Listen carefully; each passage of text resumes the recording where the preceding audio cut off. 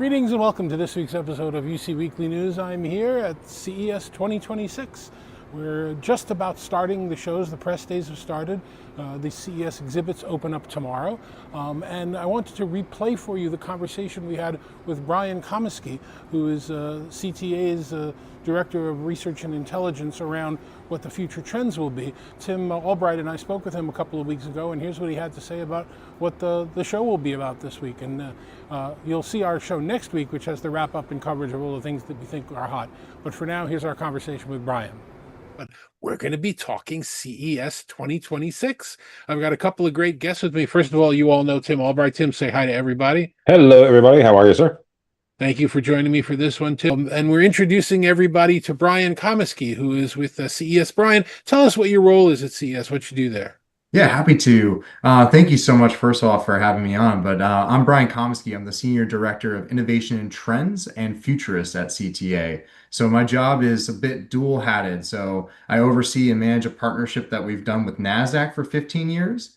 But as it pertains to CES, my job is to figure out what are the emerging technologies and trends that are appearing on the show floor and how are they going to shape and impact society in the coming years.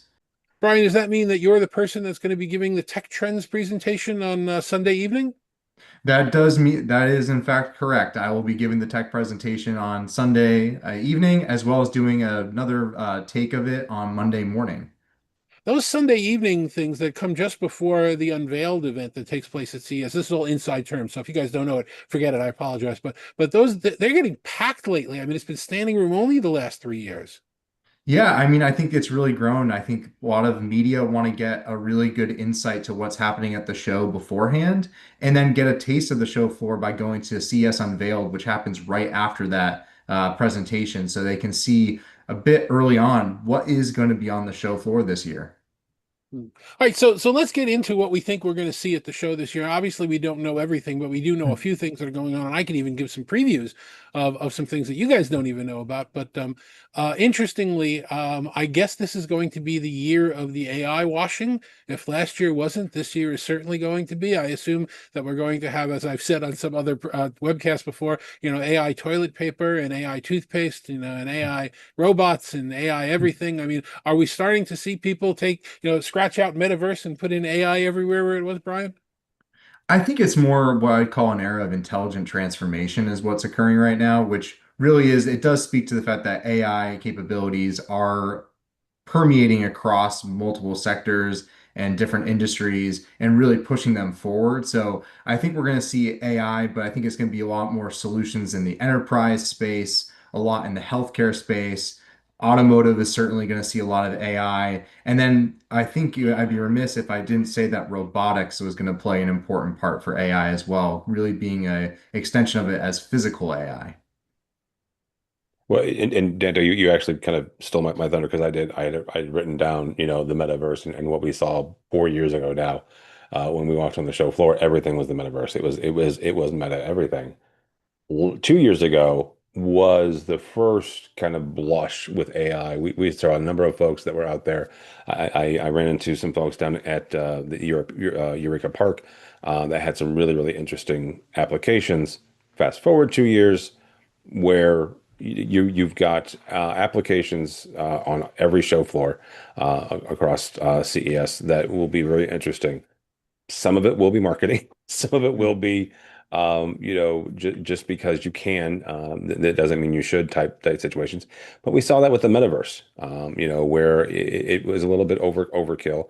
You'll have to do your due diligence. That's what you and I are there for, right? Is to talk to people and see exactly what the application is and the, how real that tech is. Yeah. Yeah, and I think, I was going to say quickly to that point, I think a lot of it too is how did some of the metaverse technologies pivot into being more digital twin focused or industrial AI focused? So it's one of those, sometimes the branding or the marketing around it changes, but there's still a real application there that I think is quite important. The example I think of is what Siemens has done in the digital twin space. They called it industrial metaverse, but they've pivoted and called it industrial AI to really focus, I think, on what's going on behind the scenes, which is how are these algorithms really creating a way to optimize factory design, really push forward textile manufacturing as well as even build race cars. So sometimes it comes down to it's maybe initially it's marketed as one thing, but then a realization of this is the actual technology behind it that's quite important.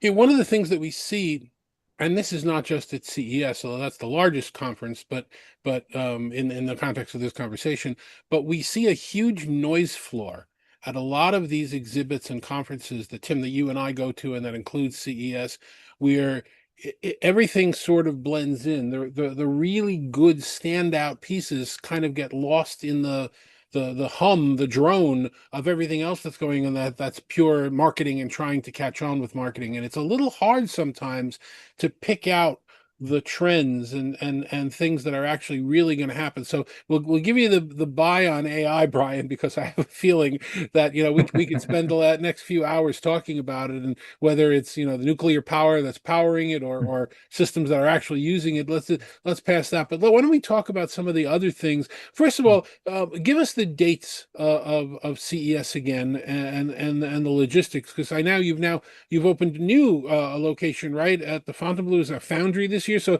can you give us like the 30-second version of what we can expect at the show this year from a logistics standpoint?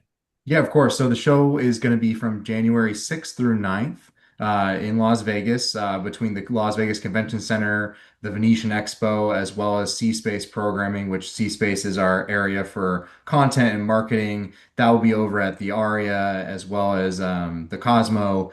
We also have our media days that will be January 4th through 5th, so the Sunday and Monday of that time. And then you did mention we'll have a new portion of the show, which will be called CS Foundry, which takes place on days 2 and 3 of the show, so 7th and 8th. And that's going to be focused primarily on AI as well as quantum technologies, really showcasing what the future looks like in that regard. It will be full of programming in terms of speaking and demos, as well as some small exhibits to really get hands-on software demonstrations of what's going on in the AI and quantum space. And that will be a nice sort of show within a show because, to your point, CES is really grown. It's over 2 million net square feet across the show floors of Vegas. So you really get into this play of, you have a few thousand exhibitors, you have well over 100,000 attendees. How do you navigate that show floor? Well, a lot of that will be some of our enhanced app features that we're going to have to play. And then preparing for the show using the website cs.tech will really help that really navigate your show as well. Yeah, one of the saddest times I ever had was probably about 20 years ago at CES, when I realized I couldn't see the show anymore. It's impossible for an individual to attend the show. You either have to go in a group, or you have to pick and choose the various pieces and divide and conquer, because it's just too big to see Yeah. everything that's going on. And Tim, I know you and I spoke about it a number of times, is you want to try and make sure that you're in one place for a day. You don't want to spend half the time that you're in Vegas, on transportation getting between venues. Well, and part of that is there's two things there. Part of that is the planning ahead, and the other part are the media days that Brian was talking about. My first one was again 6 years ago, and I was very impressed with the ability to get more information out of those media days than I expected. And here's the reason why, because I've been to press conferences before, right? Where you go, somebody gets on there and they, hey, this is my newfangled whatever. Um, but those media days were really helpful for us to be able to kind of filter through and go, okay, this is what's important to me and to our audience, right? So this is where I need to go for the next 3 or 4 days. I really appreciate those. Everything under the sun from the Saturday and the Sunday, the 2 days before. But also kind of how CES is cordoned off into areas, right? There's a healthcare area, a healthcare tech area, right? There's Enormous. yeah, ginormous. There's an entire, let's say, automotive or driving or vehicle area. So it's really cool. And my favorite place, honestly, is the bottom, the first floor of the Venetian.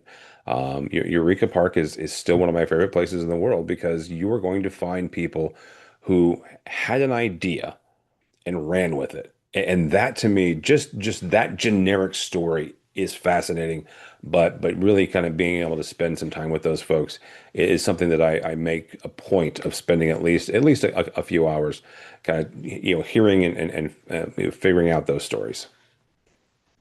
Brian, tell me, we mentioned AI, and Mhm. we've touched on healthcare, at least in this conversation, and saying how Yeah. big it is and how important it's become to the show. What are the other top three, four, five subject matter areas that we think are going to be really hot this year? Yeah, of course. Well, I think it's important to contextualize AI or health, I should say, into a larger trend, which is longevity, which speaks to just Hmm. longer, healthier, better living. And that's really a combination of a few other trends that are occurring. One is the smart home getting more advanced, getting more standardized across the board, and having a lot more health features built in. When we think about, we've done studies at CTA that showcase that devices like smart smoke detectors and smart doorbells are sometimes considered critical healthcare devices, especially for an aging population.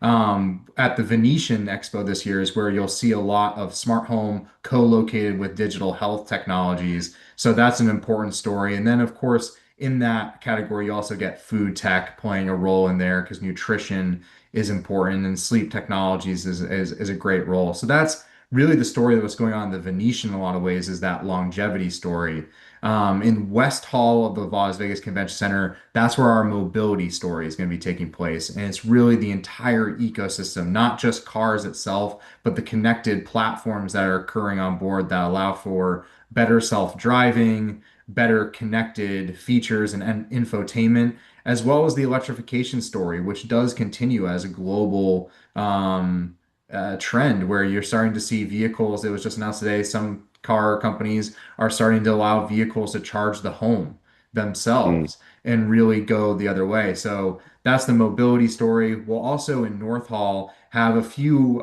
collection of really good trends. One being we're gonna, CES is encompassing in of many trends, including even the enterprise now. So we'll see enterprise AI technologies as well as robotics play an important role. I think robotics is going to be one of the biggest trends in general on the show floor this year, seeing humanoids really showcase how advanced motion and language is improving on robotic capabilities. We'll also see sustainability play an important role in North Hall as well, with energy and power companies showing up. You mentioned nuclear power earlier, David. We'll actually have a company, Korea Hydro Nuclear, that is a utility company out of Korea that does focus on nuclear power. So it's playing an important role in the conversation as we think about not just the balancing needs of AI, but also just moving to the energy future itself. How do we get to zero carbon in some ways? And that will play an important role on the show. And then Central Hall is just as important as ever with a lot of the large AV companies showcasing the latest in video and audio technologies as well. Now, I recall Samsung last year went literally wall to wall. First time they ever did that. You couldn't go from the front of the central hall to the back of the central hall without passing through the Samsung booth, which was really interesting. And I'll give everybody a little bit of a hint of the folks, my good friends at the IEEE are going to be showing off make your own karaoke things in their booth in the back, right near Sony. So that's definitely Hmm. one of the stops that I want to go by. And might be some other special announcements from those guys as well. So that's going to be really exciting. Brian, is the convention center going to be completely open? Are we going to have all the halls open again for the first time in a few years? Excited to say that yes, the construction should be complete. So we'll have all of the halls from West Hall, North Hall, Central, and we'll have South Hall online as well. So you'll be able to walk the entirety of the show floor. And what's really exciting too is the Hyperloop is getting expanded as well. So it will actually stop at the Wynn now as well. So Hmm. that Tesla Hyperloop will have more stops that really connect the greater Vegas footprint to the convention center itself. Very cool. One of the things I have a question for you, though, Brian, is one of the things that you were talking about here is not just the enterprise AI, but the power consumption and the power technology that we're seeing. One of the things for that is certainly sustainability and the carbon footprint. The other side, though, is the consumption of power for AI, right? So it is this interesting kind of this loop. What are you seeing as far as what's coming down the pipeline in January and beyond to meet the needs for these AI tools? Yeah, well, I think it's very clear that in all of the above energy strategy in general is starting to come back onto the table in a lot of ways to really meet the power demand. In particular, I think a lot of that is the rising popularity of nuclear again. Last year in Eureka Park, we had a smaller startup that was showcasing nuclear, and there's possibility that Eureka Park will have that again. But as I mentioned, on the show floor in North Hall, we'll actually have a larger exhibit featuring a nuclear power provider. Because why is nuclear important? Well, it really speaks to the energy density that's able to meet the demands of AI overall. So that I think speaks to that we're starting to see just a shift in recognizing that, renewables are starting to play a larger role in the base grid in terms of energy workloads. Battery storage is getting better, so solar and wind are certainly playing an important role as ever. And companies like Jackery that showcase solar and wind solutions that for individual use are showing that there's a wide variety of different pathways to go renewables. But that presence of nuclear, I think, showcase how seriously overall this idea of modernizing the grid is becoming in terms of a major trend within the energy sector. I think there's a recognition that not just domestically here in the States, but also globally, there is a need to refresh the grid that is making it not only more energy dense, but making it resilient, making it flexible, especially in case of outages. And so I won't be surprised too if we don't, I would be surprised if we don't see solutions as well that showcase how AI is playing a role doing predictive outage prevention for some of these grids. So ironically, it's not just AI meeting or needing to have energy meet its demand, but AI playing a role in helping get that under control. And there is a term I forget. I don't know if you guys know it for the new type of nuclear drop-in power, some type of modular nuclear, and I don't remember what it is. Does that ring a bell for you, Brian? I was going to say, I think of small modular reactors, SMRs is what comes into play. I don't know if there's another term that you're thinking of in general, but SMRs themselves are starting to get a lot of play in terms of a lot more approvals, a lot more investment in the space, and a lot more interest. And I would also be remiss if I didn't mention that fusion is also gaining traction and popularity. We've had successful ignition, which is a key milestone in terms of making nuclear fusion possible occur in the Just a last few couple of days years. ago, I saw the article. Yeah, it's incredible. And we've seen a workforce increase in the private sector for fusion by 200% over the last 2 years. So I think that speaks a lot that that's just growing in terms of this is something that's on the table. But fusion, ironically, needs a lot of computing and a lot of technical computing processes to ensure that it happens. And a lot of that's going to come through a combination of AI and quantum computing as well to allow that to make it feasible. All right, so let me ask you a difficult question, and I don't think it's unfair because it's something that's on all of our minds in the current geopolitical environments that we're in right now. You know, the majority of the South Upper Hall, the last time I were there, were all manufacturers from China. And between, tariffs and difficult negotiations going on around the world, and however you believe politics is going at any given moment, are we going to see as many exhibitors there and as many manufacturers there, or will there be less people coming to the show? I think CES showcases that innovation is global and transcends borders. And so I know, tracking very closely what's going on in terms of the visa situation, what's going on in terms of travel, and, people are excited to come to the show. We expect to see exhibitors from all over the world. We get about 160 countries worth of exhibitors and attendees. So looking at that, we expect fully to see exhibitors from Korea, especially. Korea is actually our largest in terms of outside the United States. We see the most exhibitors and attendees coming from Korea, so we expect good attendance from them. We expect good attendance out of Europe. And then when it comes to China, we will have one of our keynotes is YY, the chairman and CEO of Lenovo, who will be doing a keynote at Sphere. So you're seeing across the board that we'll still have exhibitors in South Hall. We'll have those manufacturers still showing up. We'll even have exhibitors that are not just from China, but we'll see